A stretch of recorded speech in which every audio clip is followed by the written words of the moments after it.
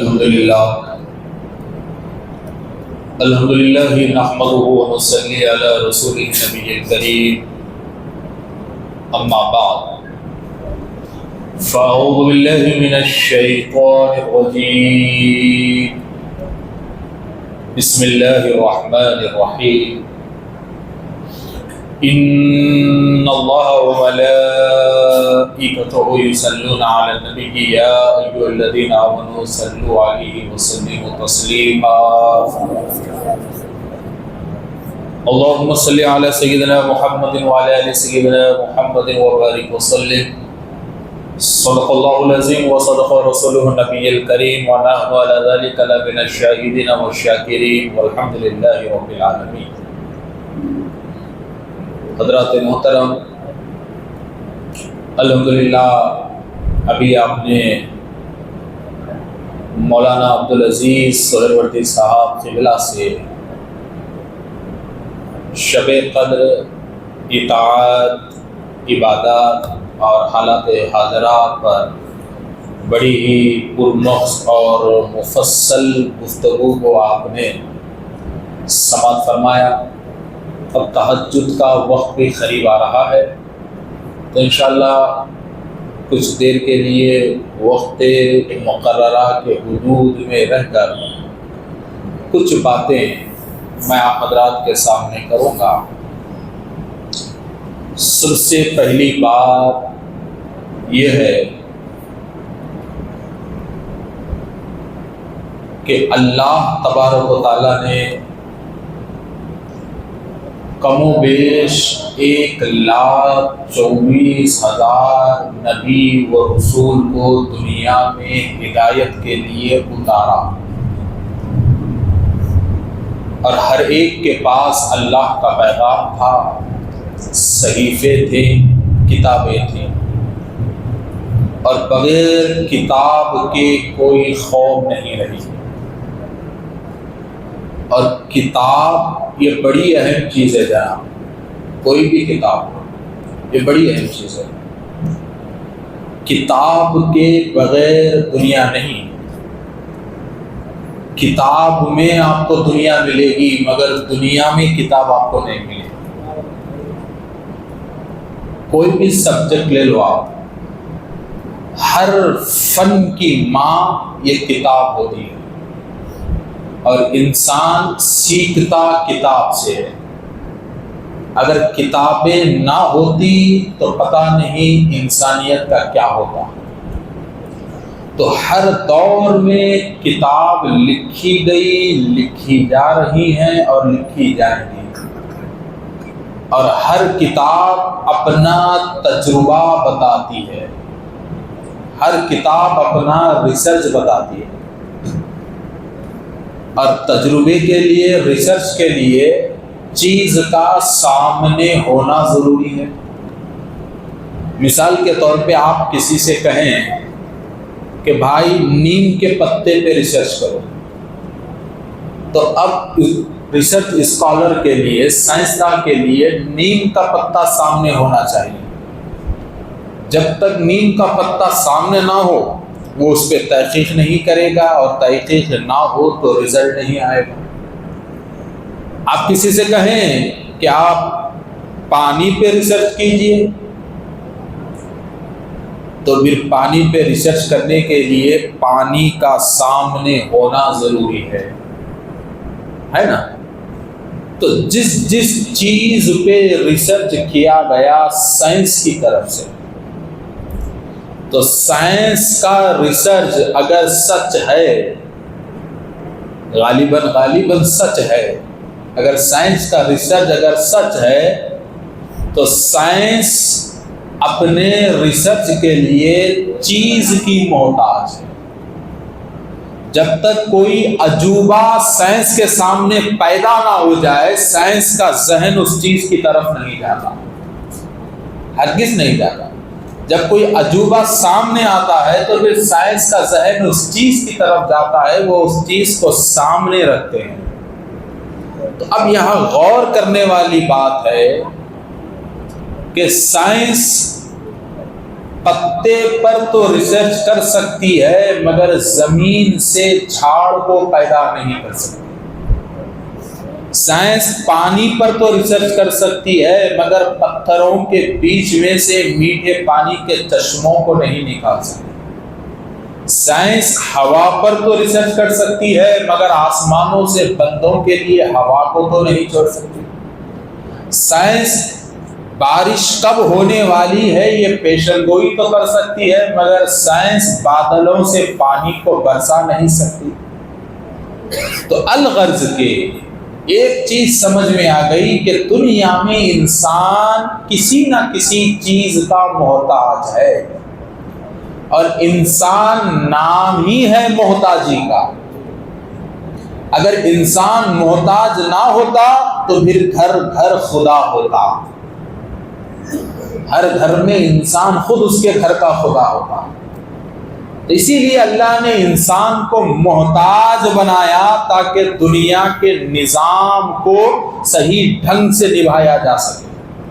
اگر انسان محتاج نہ ہوتا تو دنیا آج تک باقی نہ رہتی۔ انسان کی محتاجی نے اور انسان کی کمزوری نے دنیا کو آج تک باقی رکھا ہے۔ تو ایک چیز ہے کامیابی، مگر یاد رکھو کامیابی بھی محتاج ہے محنت کے۔ تو ہر چیز کا کلیکشن ایک چیز سے جڑا ہوا ہے، ہر چیز کا کوئی ایک چیز بھی کم ہو جائے تو وہ چیز مکمل نہیں ہوتی۔ تو یہ دنیا اول سے لے کے آخر تک بس محتاج ہے کسی نہ کسی چیز کی محتاج ہے۔ اب آخر میں ساری دنیا جا کر کتاب پہ رک جاتی ہے کہ دیکھیں یہ کتاب میں فلاں مورخ نے کیا لکھا ہے، اس کتاب میں فلاں اسکالر نے کیا لکھا ہے، اس کتاب میں فلاں پروفیسر نے کیا لکھا ہے۔ ساری دنیا جا کر اب رکتی ہے، چاہے یہودی ہو، عیسائی ہو، مجوسی ہو، دہریہ ہو، مسلمان ہو، کافر ہو، آخر میں ہر کوئی جا کر کتاب پہ رکتا ہے کہ دیکھیں کتاب میں کیا لکھا ہوا ہے۔ مگر جب ہم 1400 سال سے کتابوں کو دیکھتے ہیں تو ہمیں کتاب میں صرف اتنا ملتا ہے کہ ایسا ہو گیا، یہی ملتا ہے نا۔ تجربہ ہونے والی چیز پہ بیان نہیں کیا جاتا دوست، تجربہ جو ہو گیا اس پہ لکھا جاتا ہے۔ تو اب بڑے سے بڑے سائنسداں کی کتاب لے لو، بڑے سے بڑے مورخ کی کتاب لے لو، بڑے سے بڑے فلاسفر کی کتاب لے لو، بڑے سے بڑے پروفیسر کی آپ کتاب لے لو تو اس کی کتاب میں یہی ملے گا یہ ہو گیا اور اس کے ہونے سے ایسا ہو سکتا ہے۔ ہر کتاب میں یہی ملے گا، 1920 میں ایسا ہوا تھا تو شاید آگے ایسا ہوگا، 80 میں ایسا ہوا تھا تو ایسا ہوگا، 2020 میں ایسا ہوا تھا تو شاید 24 میں ایسا ہوگا۔ تو کتابیں لکھی گئیں تو جو ہوا وہی لکھا گیا، لکھی جائیں گی تو جو ہوگا وہی لکھے جائیں گی، اور اب جو لکھی جا رہی ہیں تو جو ہو گیا وہی لکھا جا رہا ہے۔ مگر مسلمانوں اپنی قسمت پر ناز کرو کہ اللہ تبارک و تعالیٰ نے قرآن عظیم جیسا ایک آئینہ ہمیں دیا ہے۔ سبحان اللہ، اللہ نے قرآن جیسا ایک آئینہ ہمیں دیا ہے۔ قرآن یہ صرف 30 پاروں کی کتاب نہیں ہے، بلکہ قرآن یہ مسلمان کے لیے آئینہ ہے۔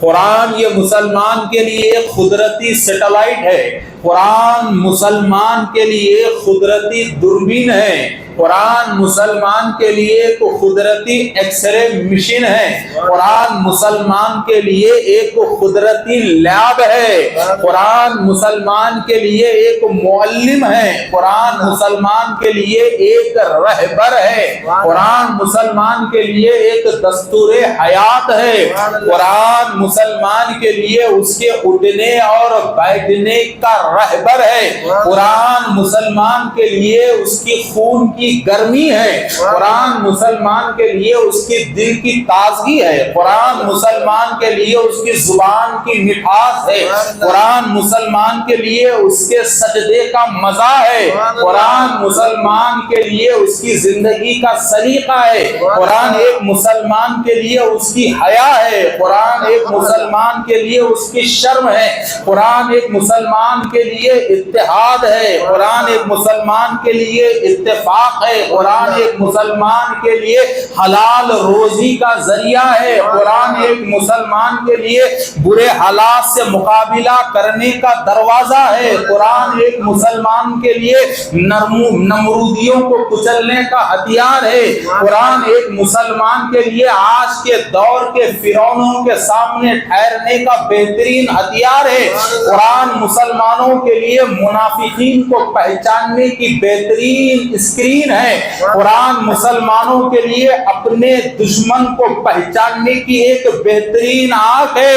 ارے مسلمانوں یاد رکھو، اگر اللہ نے ہمیں دکھتی ہوئی دو آنکھیں دی ہیں تو اندیکھی جو چھپی ہوئی تیسری آنکھ ہے، اس چھپی ہوئی تیسری آنکھ کا نام قرآن ہے۔ لا الہ الا اللہ محمد رسول اللہ۔ مسلمان کی تیسری آنکھ کا نام قرآن ہے، اور اس آنکھ کو کوئی دیکھ نہیں سکتا مگر وہ آنکھ دنیا سب بتا دیتی ہے، سبحان اللہ، ہر طریقہ وہ آنکھ سکھا دیتی ہے۔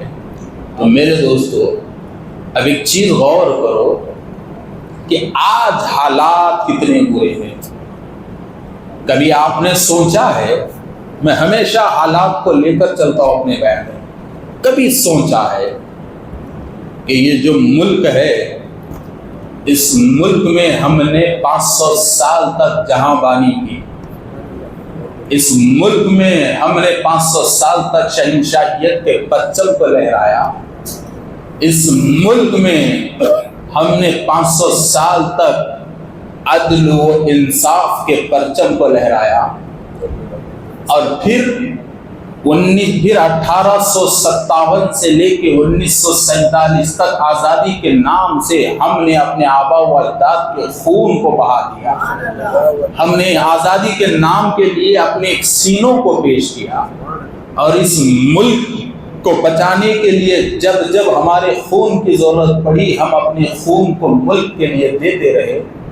مگر بات کیا ہے کہ حالات اچانک بدل کیسے گئے؟ زیادہ دور جانے کی ضرورت نہیں ہے، 1950 سے لے کر 2024 تک ہی بدلے ہوئے حالات ہیں۔ اس سے پہلے تو ہمارا لیول تھا، ہمارا ایک اسٹانڈ تھا، ہمارا ایک دبدبا تھا، ہمارا ایک مقام تھا، ہماری ایک عزت تھی، ہماری ایک شہرت تھی، ہمارا ایک نام تھا۔ مگر یہ حالات بدلے کیوں؟ تو کہیں نہ کہیں گڑبڑ ہوئی ہے نا، کہیں نہ کہیں گڑبڑ ہوئی ہے۔ ہماری حالت کیسی ہے آپ کو معلوم ہے؟ آج ہماری حالت کیسی ہے کہ ہمارے جیب میں ہیرا ہے، مگر جیب کو سوراخ ہے، کب وہ ہیرا نکل جائے گا پتہ نہیں۔ ایسی ڈر والی زندگی ہماری ہو چکی ہے، تو آخر گڑبڑ کہاں ہوئی؟ اور آپ کو کھل کے کہوں، وہ قوم جو کل تک ہمارے گھر کے جانوروں کا گوبر لے جا کر اپنا چولہا سلگایا کرتے تھے، آج وہی قوم ہمارے سروں پر بیٹھی ہوئی ہے۔ وہ قوم جو ایک زمانے میں ہمارے گھر کی آنگن میں چپل کے ساتھ ٹھہرنے کو بے ادبی سمجھتے تھے، آج وہی قوم ہمیں ان کے پیروں سے کھنڈل رہی ہے۔ آخر یہ بلی شیر کب بنی؟ آخر یہ چوہے ہم کو کیوں ڈرا رہے ہیں؟ ایک بات بڑی مشہور ہے، بڑے لوگ کہتے ہیں، اور زیادہ تر میرے والد صاحب ایک بات کہتے تھے، کیا کہتے تھے کہ میاں اگر بلی کمزور ہوئی تو چوہے میٹنگ کر کے ڈراتے ہیں، ہے نا؟ تو یہ میٹنگیں بہت ہو رہی ہیں اور ان چوہوں کو یقین ہو چکا ہے کہ یہ بلی شکار بھول چکی ہے، اب یہ بلی کو شکار کرنا نہیں آتا۔ تو آج سوچئے، یہ 1 گھنٹے میں آپ سوچئے کہ پرابلم کہاں آیا، کدھر آیا۔ تو میرے دوست، میں آپ کو بتاؤں، ہمارے گھروں کے جانور چرانے والے کے گھر میں آج ہم ملازم ہیں، ہے نا؟ ہمارے گھروں کے انگن جھاڑنے والوں کے پاس آج ہم سود پہ قرضہ لینے پہ مجبور ہو چکے ہیں۔ ایسی بری حالت ہماری ہو چکی ہے، تو آخر گڑبڑ ہم سے کہاں ہوئی، ہم نے کیا کھویا، کیا پایا؟ تو یہاں سمجھنے کی ضرورت ہے۔ کیا؟ پورے انسانی جسم میں، چاہے کوئی بھی ہو اللہ کا بندہ، ہر قوم والا اللہ کا بندہ، اللہ نے جب انسان کو بنا کر بھیجا تو اس کے جسم کے حساب سے اسے طاقت دی۔ اب جتنی طاقت اس کے پاس ہوگی وہ اتنا لڑے گا، جتنی طاقت اس کے پاس ہوگی اتنا وزن اٹھائے گا، جتنی طاقت اس کے پاس ہوگی وہ اتنا کام کرے گا۔ دبلا ہو، پتلا ہو، موٹا ہو، لاغر ہو، لمبا ہو، گڈھا ہو، مرد ہو، عورت ہو، کوئی بھی ہو، طاقت اس کے پاس ہے اور اللہ نے اسے طاقت بخشی ہے۔ پروردگار نے اسے طاقت بخشی ہے، اور بغیر بازوؤں کی طاقت کے کوئی انسان نہیں میرے دوست۔ دیکھیے، بڑی اہم اور دلچسپ ٹاپک میں آپ کو دے رہا ہوں۔ بغیر بازوؤں کی طاقت کے کوئی انسان نہیں، اور ہر میدان جنگ جیتا گیا طاقت کے بلبوتے پہ، اور ہر مقابلے کو جیتا گیا طاقت کے بلبوتے پہ، ہر مقابلے کو جیتا گیا۔ تو اب دنیا میں لاکھوں قومیں آئیں، قوم عاد آئی، قوم سمود آئی، بنو اسرائیل آ کے چلے گئی، قوم لوط آئی اور چلے گئی، نجار آئے اور چلے گئے، کفار آئے اور آتے رہیں گے، یہودی آئے آتے رہیں گے، عیسائی آئے اور آتے رہیں گے۔ تو اللہ نے ہر ایک کو طاقت دی، مگر سمجھنے والی بات ہے کہ اللہ تبارک و تعالیٰ نے اپنے ہر بندے کو ایک طاقت دی، اور مسلمانوں کو 2 طاقتیں دی۔ مسلمانوں کو 2 طاقتیں دی ہیں، 2۔ مسلمانوں کو ہٹاؤ، دوسری قوموں کو دیکھو تو اللہ نے ایک طاقت دی، اور وہ طاقت اس کے بازو کی طاقت ہے، وہ طاقت اس کے جسم کی طاقت ہے، وہ طاقت اس کے خون کی طاقت ہے، وہ طاقت اس کے ہاتھوں کی طاقت ہے۔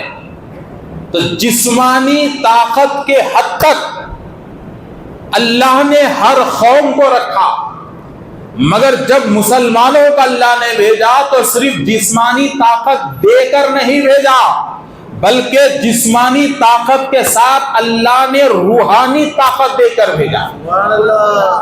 جسمانی طاقت کے ساتھ روحانی طاقت دے کر بھیجا۔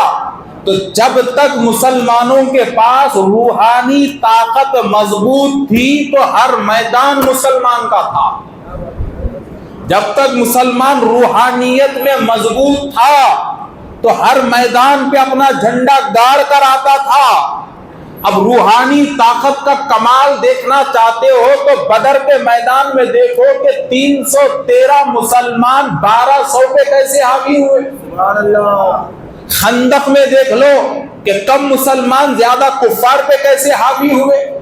یروشلم میں دیکھ لو، چیچنیا میں دیکھ لو، سیریا میں دیکھ لو، خیبر کے میدان میں دیکھ لو، کربلا کے میدان میں دیکھ لو، اور دور کہاں جاتے ہو، فلسطین میں دیکھ لو۔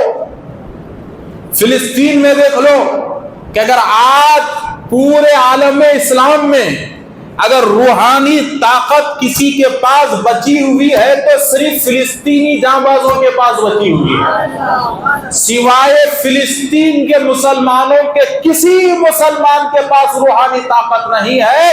اور یہی روحانی طاقت کا نتیجہ ہے کہ پانچ سپر پاور ملک مل کر بھی ان نہتوں کے سامنے مجبور ہے، ان کے سامنے مجبور ہے، اور یہی روحانی طاقت کا نتیجہ ہے۔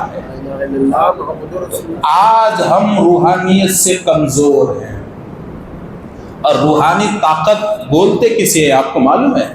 علامتیں بتاتا ہوں: چہرے پر رونق، آنکھوں میں چمک، پیشانی پر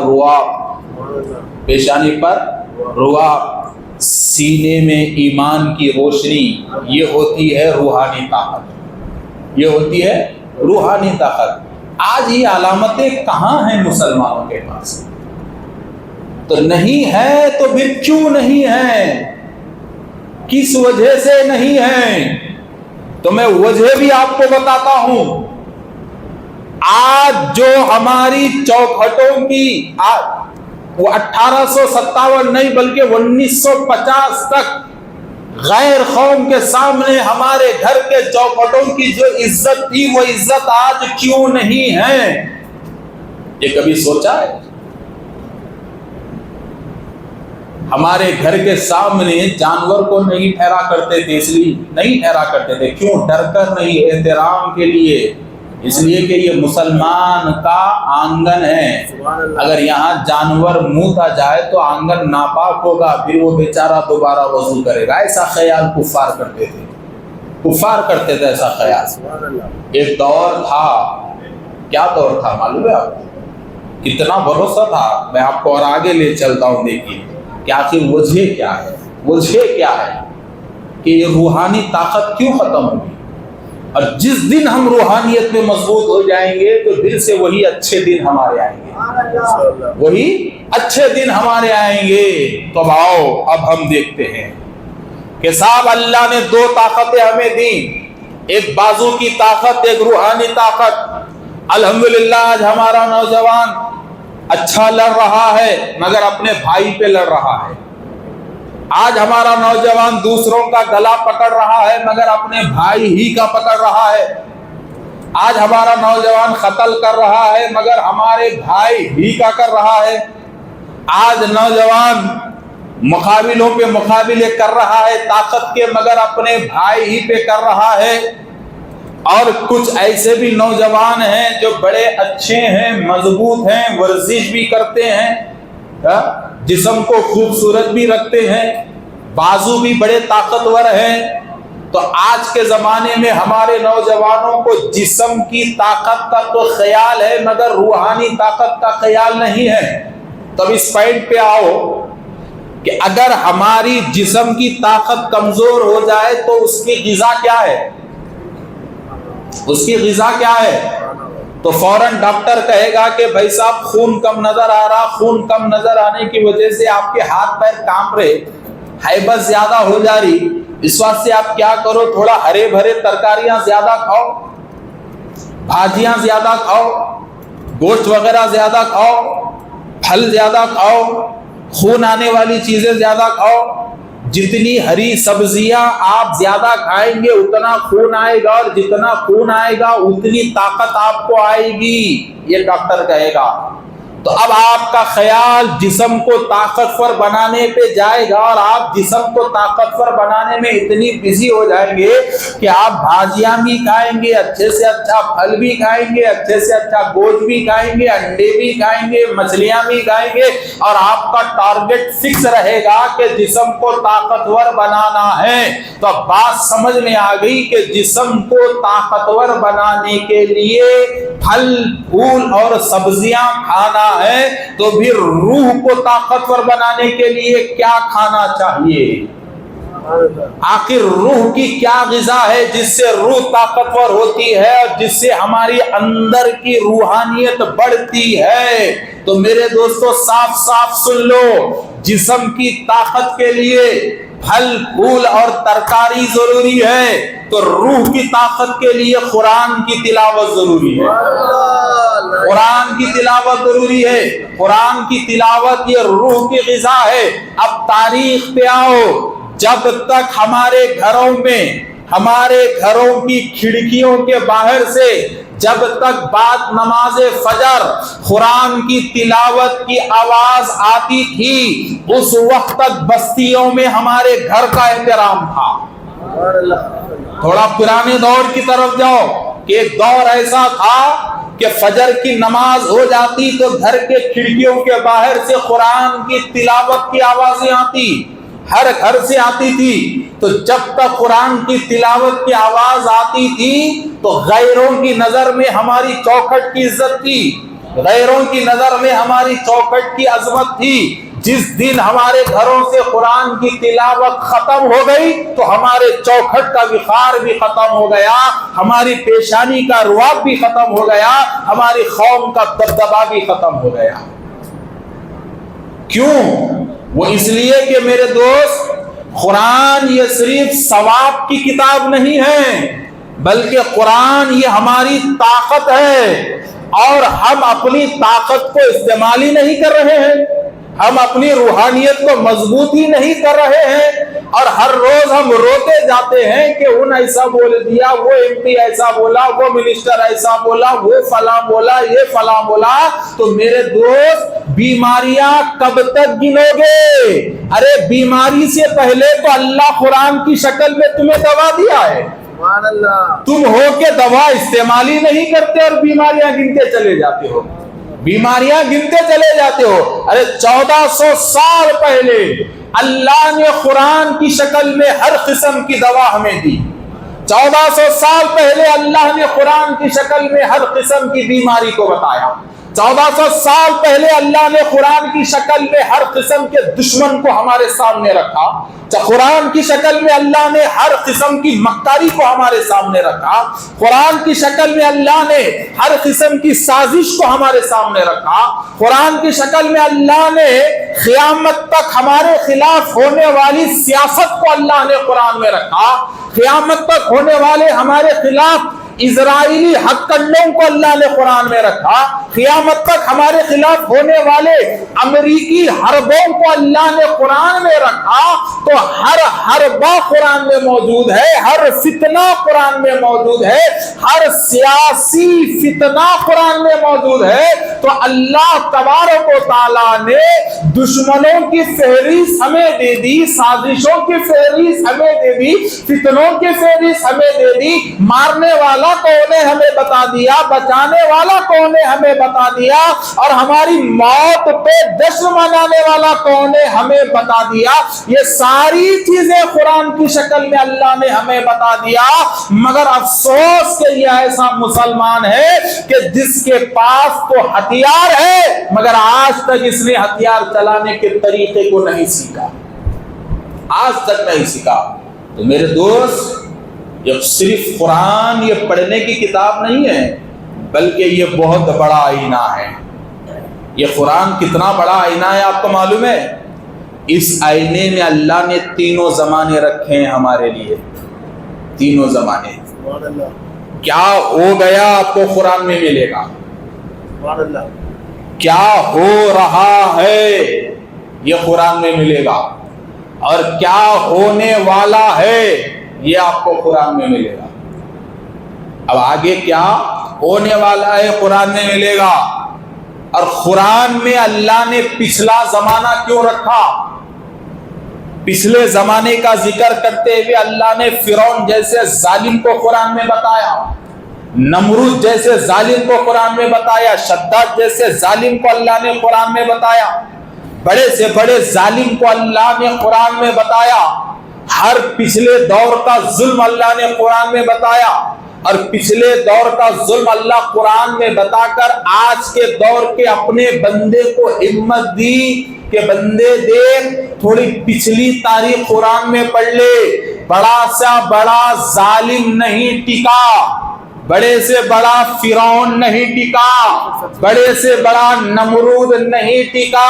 تو آج کے یہ فرعون کیا ٹکے گے؟ یہ قرآن پچھلا دور بتا کے ہمت دے رہا ہے کہ تو تھوڑا اپنا پچھلا دیکھ لے. کہ پچھلے دور میں بھی مارے گئے تھے، پچھلے دور میں بھی لوٹے گئے تھے، پچھلے دور میں بھی زندہ جلا دیا گیا تھا، پچھلے دور میں بھی گردنوں کو کاٹا گیا تھا، مگر اس دور میں اس دور میں فرق کیا تھا؟ تو قرآن کہتا ہے کہ اس دور کے مسلمان کو اللہ پہ بھروسہ مضبوط تھا، اس دور کے مسلمان کو مضبوط نہیں ہے۔ اس دور کے مسلمان کو اللہ پہ اتنا بھروسہ تھا کہ میدان جنگ ہی میں اللہ نے ان کو کامیابیاں دیتا چلا گیا، اور آج کے دور کے مسلمان کا بھروسہ اتنا کمزور ہو چکا ہے، اتنا کمزور ہو چکا ہے کہ کسی قسم کی کوئی مدد نازل نہیں ہو رہی ہے، جبکہ اللہ ہمت دے رہا ہے کہ تھوڑا دیکھ کوئی ٹکا کیا۔ قرآن اٹھا کے دیکھو، قرآن بتائے گی کہ تمہاری طاقت کے سامنے نہ کوئی ٹکا ہے نہ کوئی ٹکے گا، یہ قرآن بتا رہے، اور قرآن کہتا ہے کہ تم طاقت استعمال کرو۔ کون سی؟ یہ ہاتھ کی نہیں، یہ طاقت تو جانوروں کے پاس بھی ہوتی ہے، یہ طاقت استعمال کرو، یہ روح کی طاقت استعمال کرو۔ جب مسلمان روح کی طاقت کے استعمال پہ آتا ہے نا تو وقت کا بڑے سے بڑا نہیں ٹکتا میرے دوست۔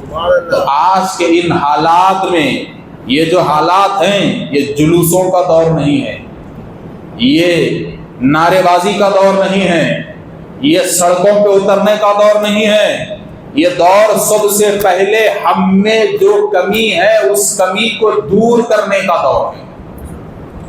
ہم خود اپنے آپ میں پورے نہیں ہیں تو پھر ہم احتجاج کریں گے تو ہمارا احتجاج کامیاب کیسے ہوگا؟ ہم سڑکوں پہ اتریں گے تو ہمارے سڑکوں پہ اترنا کامیاب کیسے ہوگا؟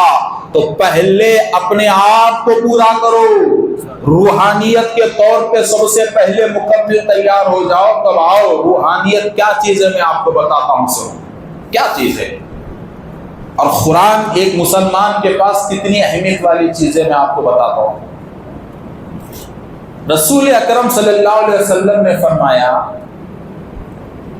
کہ اپنے دل کو ویران گھر مت بناؤ۔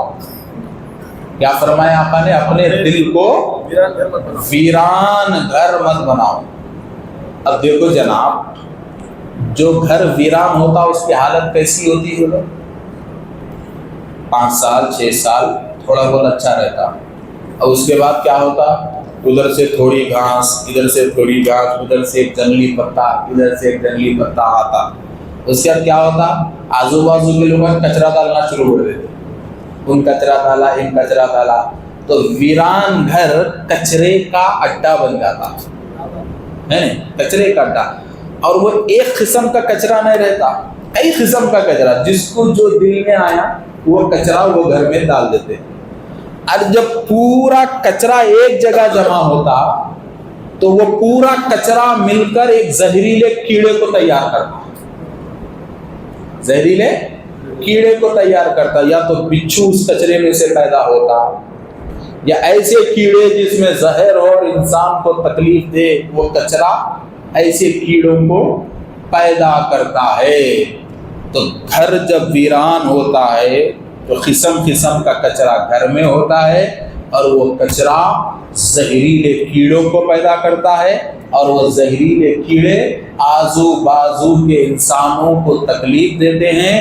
اسی طریقے سے جب دل ویران ہوتا ہے، غور سے سنیے، جب دل ویران ہوتا ہے تو جلن کا کچرا دل میں جمع ہو جاتا ہے، حسد کا کچرا دل میں جمع ہو جاتا ہے، غرور کا کچرا دل میں جمع ہو جاتا ہے، گھمنڈ کا کچرا دل میں جمع ہو جاتا ہے، میں پن کا کچرا دل میں جمع ہو جاتا ہے، لوگوں کی چغلیوں کا، بد کلامی، بدگمانی، گالی گلوچ کا کچرا دل میں جمع ہو جاتا ہے۔ تو جب دل ویران ہوتا ہے تو اس دل میں قسم قسم کے برائیوں کا کچرا جمع ہو جاتا ہے۔ اب یہ سارا دل کا کچرا مل کر زبان کو زہریلی کر دیتا ہے۔ اب جب انسان زبان سے بولتا ہے تو کڑوا ہی بولتا ہے، جب ایسا انسان زبان سے بولتا ہے تو محبت کی بات نہیں بولتا، جب زبان کھولتا ہے تو لڑائی کے لیے ہی کھولتا ہے، جب زبان کھولتا ہے تو رشتے کٹ ہو جاتے ہیں، جب زبان کھولتا ہے تو لوگوں کو تکلیف ہو جاتی ہے، اس لیے کہ اس کے دل کے کچرے نے اس کی زبان کو زہریلا بنا دیا، اور ایسا زہریلا بنا دیا زبان کو کہ آج زبان کا زہر اتنا مسلمانوں میں پھیل چکا ہے کہ بھائی بھائی سے کٹ ہو چکا ہے، بیٹا ماں سے کٹ ہو چکا ہے، بھائی بہن سے کٹ ہو چکی ہے، اور دوست دوست میں درار پڑ چکی ہے، خاندان خاندان میں دراڑ ہے نا، محلے میں آمنے سامنے والے کے گھر کے سامنے آج جھگڑا ہے، مسجد مسجد کا جھگڑا ہے، علماء علماء کے بیچ میں آج جھگڑا ہے نا۔ تو ہر قسم کا جھگڑا، ہر قسم کا زہر پھیلتا جا رہا ہے، اور یہ زہر پھیلانے والا کون ہے؟ بس ایک زبان۔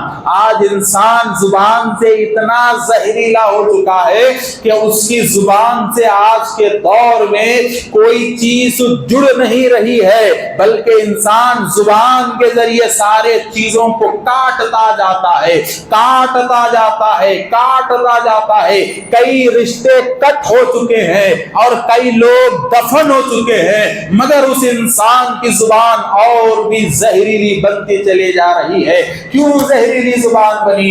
اس لیے کہ اس کا دل ویران تھا، اور ویران دل میں گناہوں کا کچرا جمع ہو گیا، اور گناہوں کے کچرے نے زبان کو زہریلا بنا دیا۔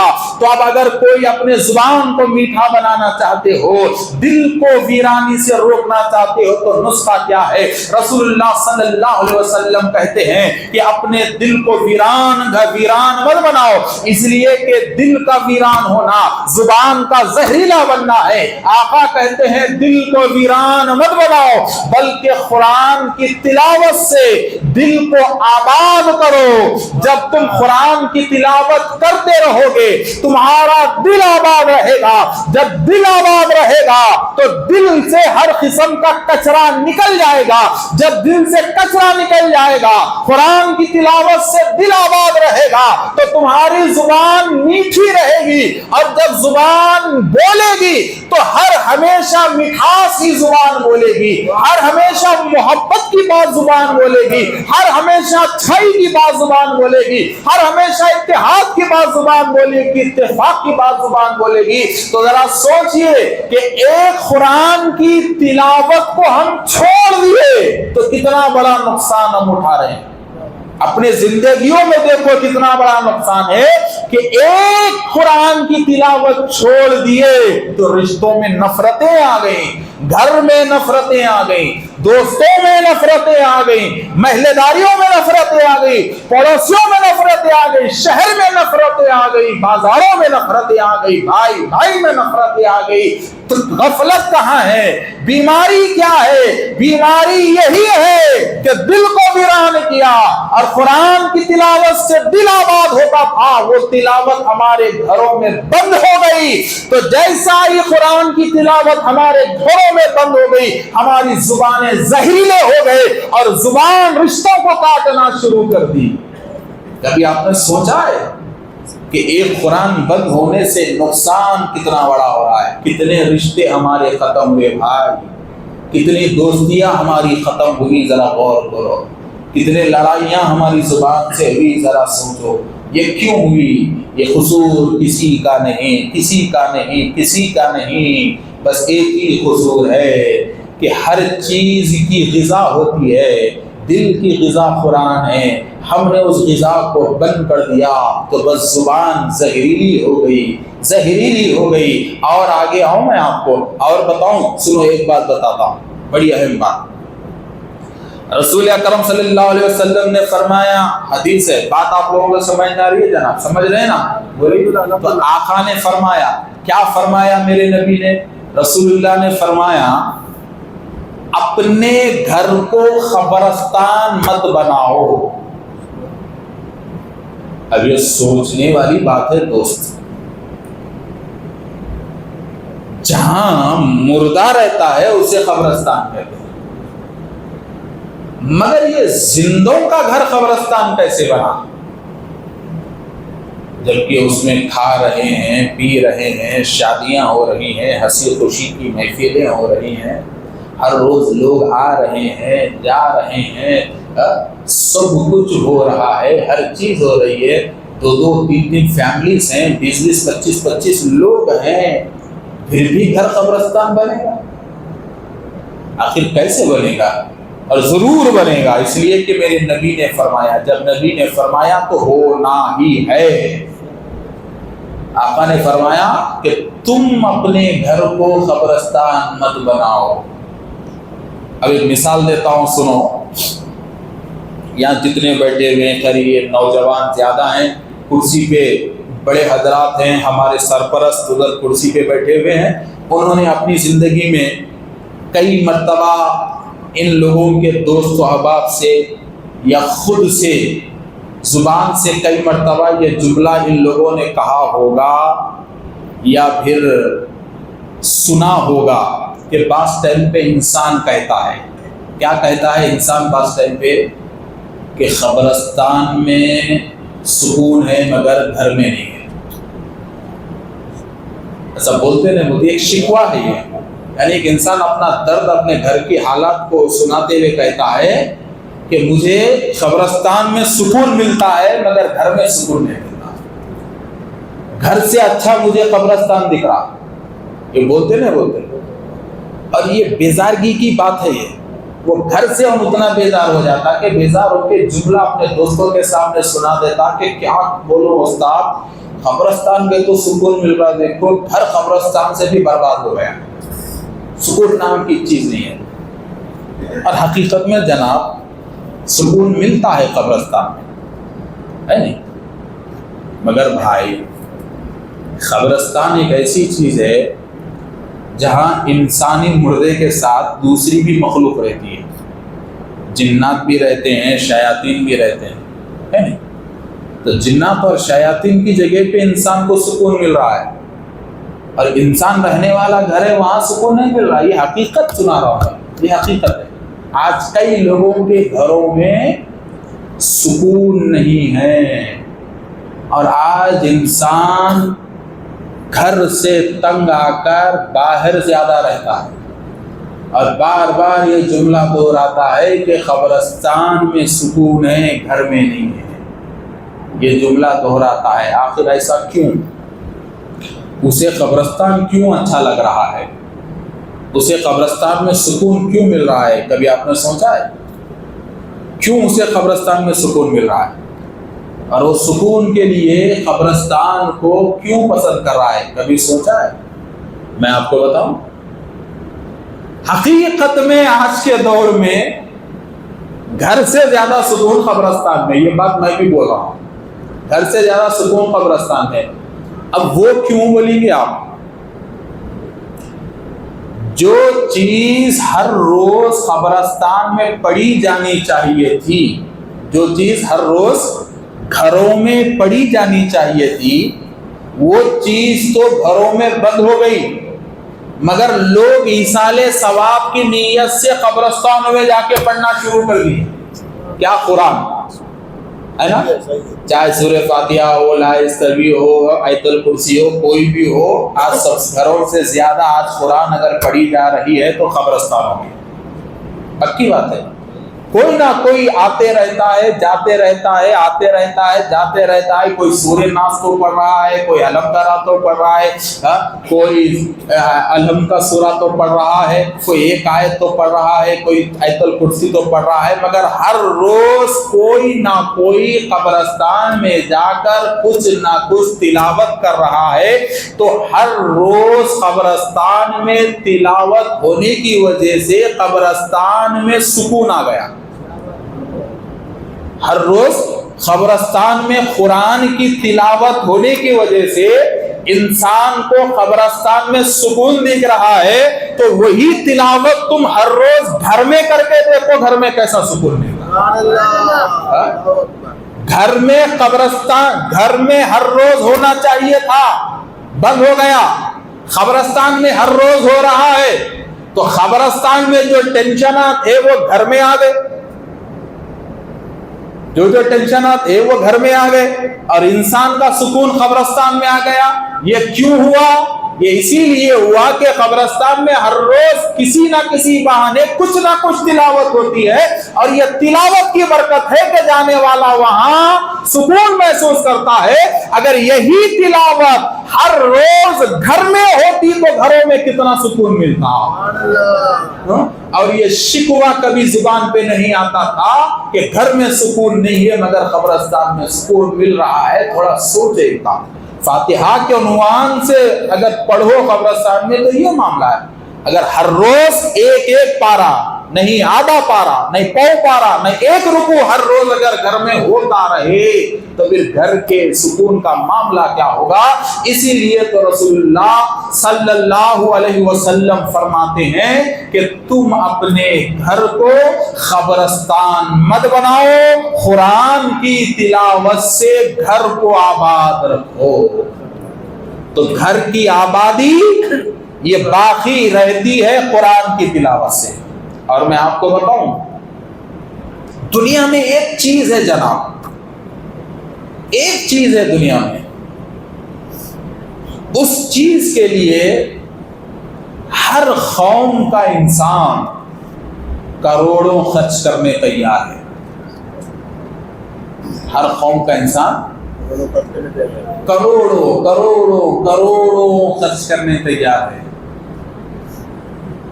और जिसके पास सब कुछ है, औलाद है, इल्म है, कारोबार है, दौलत है, करोड़ों हैं, इज्जत है, शोहरत है, सब कुछ है, मगर वो एक चीज नहीं है तो सब कुछ रख के बेकार है। और वो उस एक चीज के लिए अपनी पूरी दौलत लुटाने को वो इंसान तैयार है। उस चीज का नाम क्या है? उस चीज का नाम है दिल का सुकून, है ना? आज लोगों के पास दिल का सुकून नहीं है। आज कई लोग हैं जो रात में नींद के लिए गोलियों के मोहताज हैं, और कई लोग घर में ऐसे हैं, 4-4 बच्चे हैं, पोतरे भी हो चुके हैं, नवासे भी हो चुके हैं, अल्लाह के फजल से अच्छा घर है, अच्छी तनख्वाह है, अच्छा कारोबार है, मगर जब वो रात में बिस्तर पे जाते हैं तो सुकून से महरूम है, सुकून से महरूम है। और बार बार कहते हैं कि यार सुकून नहीं है, सुकून नहीं है। और कई मर्तबा दोस्तों से कहते हैं कि 2 दिन के वास्ते कहीं भी चले जाएंगे भाई, जाके सुकून से रहेंगे, कहीं 3 दिन के वास्ते अच्छे एरिया में जाएंगे, जाके टेंशन फ्री रहेंगे। ऐसे बातें बोलते नहीं बोलते। तो सुकून के लिए सब कुछ इंसान खर्च करने तैयार है, मगर अल्लाह कहता है कि बंदे तुझे सुकून बगैर खर्च किए मिलेगा। वो क्या मिलेगा? रब कहता है कि तू मेरा जिक्र कर, तू मेरी कुरान पढ़, इसलिए कि कुरान का पढ़ना ये दिल का इत्मीनान है। कुरान का पढ़ना ये दिल का इत्मीनान है, कुरान का पढ़ना ये दिल का सुकून है। और ये हकीकत बात है मेरे दोस्त, ये हकीकत बात है कि आज साइंस दिल के बंद हुए वाल को तो खोल सकती है, आज साइंस दिल के दर्द को तो रोक सकती है, आज साइंस दिल की धड़कन को तो तेज कर सकती है, आज साइंस दिल को तरोताजा तो रख सकती है, आज साइंस ओपन हार्ट सर्जरी के जरिए दिल की चर्बी को तो निकाल सकती है, आज साइंस अगर दिल के वाल्व खराब हो जाए तो दूसरे भी डाल सकती है, आज साइंस दिल के हर किस्म की पेवनकारी आज साइंस कर सकती है। मगर आप उसी साइंस से पूछो कि जब तू दिल के हर किस्म का ऑपरेशन तू कर सकती है तो ये बता क्या मेरे दिल को सुकून दे सकती है? तो साइंस भी कहेगी कि मैंने दिल के हर किस्म की सर्जरी को देख लिया है, मगर मैं साइंस हूं, मुझे भी आज तक सुकून नहीं मिला, मैं लोगों को क्या सुकून दूं, लोगों को क्या सुकून दो? तो दिल के सुकून का इलाज दुनिया में ना था, ना है, ना रहेगा, मगर ये इस्लाम है कि अल्लाह तबारक व तआला ने साइंस को मोहताज रखा दिल के सुकून के लिए। अल्लाह ने कहा कि बंदे अगर दिल का दर्द हो रहा है गोली डाल ले, दिल ज्यादा धड़क रहा है गोली डाल ले, دل سوکھ رہا ہے گولی ڈال لے، مگر دل کا سکون چاہتا ہے تو قرآن پڑھ لے، دل کا سکون چاہتا ہے تو قرآن پڑھ لے۔ اور یہ قرآن ہے کیا؟ یہ قرآن ہے کیا؟ آؤ مولا علی کی بارگاہ میں، مولا علی شیر خدا۔ ارے کون مولا علی شیر خدا؟ ارے جن کی شان ایسی ہے کہ مولا علی سے پوچھا گیا کہ علی کیا آپ نے خدا کو دیکھا ہے؟ مولا علی سے پوچھا گیا کہ علی کیا آپ نے خدا کو دیکھا ہے؟ تو مولا علی نے جواب دیا کہ قسم خدا کی، جب میں نماز میں سجدہ کرتا ہوں تو سر اس وقت تک نہیں اٹھاتا جب تک کہ خدا کا دیدار نہ ہو جائے، جب تک کہ خدا کا دیدار نہ ہو جائے۔ ایسی نظر والے علی ایک دن لوگوں میں اعلان کرتے ہیں، کیا اعلان کرتے ہیں؟ کہتے ہیں کہ اے لوگوں، کیا تم اللہ سے بات کرنا چاہتے ہو؟ دیکھیے کتنا اچھا آفر دیا مولا علی نے۔ کیا پوچھا لوگوں سے؟ لوگوں سے پوچھا مولا علی نے کہ اے لوگوں، کیا تم اللہ سے بات کرنا چاہتے ہو؟ تو ہر کوئی آگے بڑھا، کام بات کریں گے، کون اللہ سے بات نہیں کرنا چاہے گا؟ کون اللہ سے بات نہیں کرنا چاہے گا؟ ہم کریں گے، ہم کریں گے۔ تو فوراً مولا علی نے کہا کچھ کرنے کی ضرورت نہیں ہے، اگر تمہارا دل جبھی بھی چاہے کہ میں اللہ سے بات کروں تو فوراً قرآن کھول کے بیٹھ جاؤ، اس لیے کہ قرآن پڑھنا اللہ سے گفتگو کرنا دو ایک ہی ہے۔ مولا علی نے کہا کہ قرآن پڑھنے والا ایسا ہے جیسے اپنے گھر میں بیٹھ کر بندہ خدا سے باتیں کر رہا ہے، خدا سے باتیں کر رہا ہے، خدا اس کو سن رہا ہے اور وہ خدا کو سنا رہا ہے۔ یہ اللہ سے باتیں کرنے والی عبادت ہے، جو قرآن ہے یہ خدا سے باتیں کرنے والی عبادت ہے۔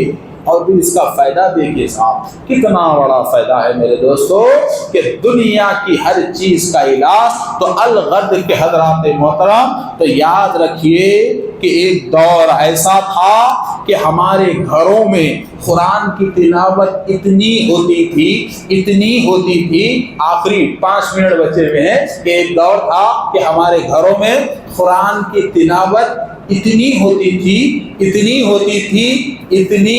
تھی کہ کافروں کو دواؤں سے زیادہ ہماری قرآن کی آیتوں پہ یقین ہو گیا تھا۔ یہ حقیقت ہے، کفار کو دواؤں سے زیادہ ہماری قرآن کی آیتوں پہ یقین ہو گیا تھا۔ اب میں آپ کو بتاؤں، میں آپ کو مثال دیتا ہوں کہ ایک دور تھا جب عصر کی اذان ہوتی تھی تو مسجد کے باہر غیر قوم کی عورتیں اپنے بچوں کو لے کے ٹھہرتی تھی۔ یہ حقیقت شاید ان حضرات نے دیکھا ہوگا، ان حضرات نے، اور میں ہمارے گاؤں میں بھی یہ رواج چلتا ہے، چونکہ میں جرچلے میں رہتا ہوں، آزو بازو علاقے میں آج بھی یہ رواج باقی ہے کہ بچیاں شہر میں لوگ، غیر مسلم عورتیں شہر کی مساجد کے باہر عصر کی نماز کے بعد اپنے بیمار بچوں کو لے کر ٹھہرتی تھی۔ وہ اس لیے کہ عصر کے بعد مساجد میں کچھ نہ کچھ قرآن پڑھنے کا ماحول تھا، کچھ نہ کچھ درود کے دفتر کا ماحول تھا، اور مسلمانوں کا قرآن سن کے ان کو دوا سے زیادہ بھروسہ ہو گیا تھا کہ مسلمان اگر نماز پڑھ کر، قرآن پڑھ کر بیمار بچے پہ پھونکے گا تو بچہ اچھا ہو جائے گا۔ یہ عقیدہ غیر مسلموں کا تھا، اسی لیے وہ لوگ مسجدوں کے باہر ٹھہرا کرتے تھے۔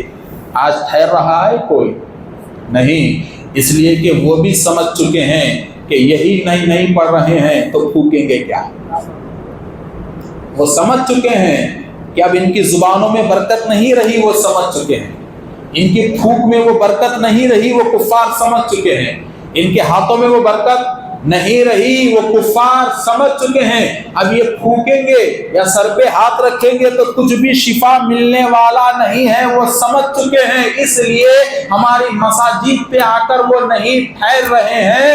انشاءاللہ جس دن ہمارے گھر کے ہر دروازے سے قرآن پڑھنے کی آواز آئے گی، پھر سے وہی دور آئے گا کہ مسجد کے گیٹ پہ غیر مسلم مائیں پھر سے دم کرنے کے لیے اپنے بچوں کو لے کر ٹھہرے گی۔ آج ان کو ہماری زبانوں پہ بھروسہ نہیں رہا، اس لیے کہ ان کو معلوم تھا کہ جب تک مسلمان قرآن پڑھے گا اس کی زبان پہ شفا رہے گی، یہ ان کو معلوم تھا۔ جب تک مسلمان قرآن پڑھے گا ان کی ہاتھ میں شفا رہے گی، یہ ان کو معلوم تھا۔ اور غور کرو، جب سے ہمارے گھر میں قرآن بند ہو گئی ہے، کوئی غیر مسلم مسجد پہ آ کر آج نہیں ٹھہرتا، کوئی مسلمان کی چوکھٹ پہ آ کر نہیں ٹھہرتا۔ اکا دکا اگر کوئی محلے میں گھر میں کوئی قرآن کی تلاوت ہوتی ہے تو آج کل کوئی نہ کوئی چلے جاتے ہیں، مگر اب یہ عام ماحول جو تھا وہ عام ماحول ختم ہو چکا ہے۔ الغرض کے حضرات محترم، ایک چیز یاد رکھیے ساتھ، نماز یہ فرض ہے، روزہ یہ فرض ہے، زکوٰۃ یہ فرض ہے، حج یہ فرض ہے، توحید یہ فرض ہے، مگر یہ سارے فریضے کی روح کا نام قرآن کی تلاوت ہے، قرآن کی تلاوت ہے۔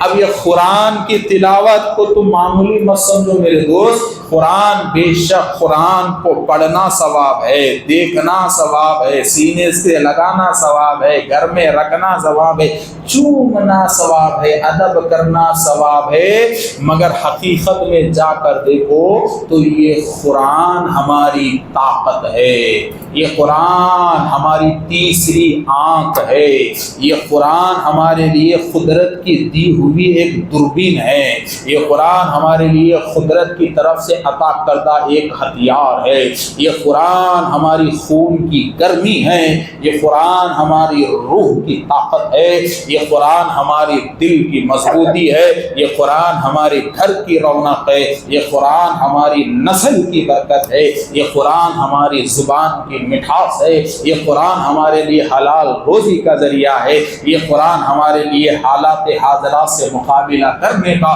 بہترین ذریعہ ہے۔ تو مسلمانوں بس بات چھوٹی سی ہے کہ پھر سے وہ دور آئے گا، اس لیے کہ مذہب وہی ہے، خدا وہی ہے، نہ خدا بدلنے والا ہے نہ مذہب بدلنے والا ہے۔ اگر بدلنے کی ضرورت ہے تو بس مسلمان کو حالات بدلنے کی ضرورت ہے۔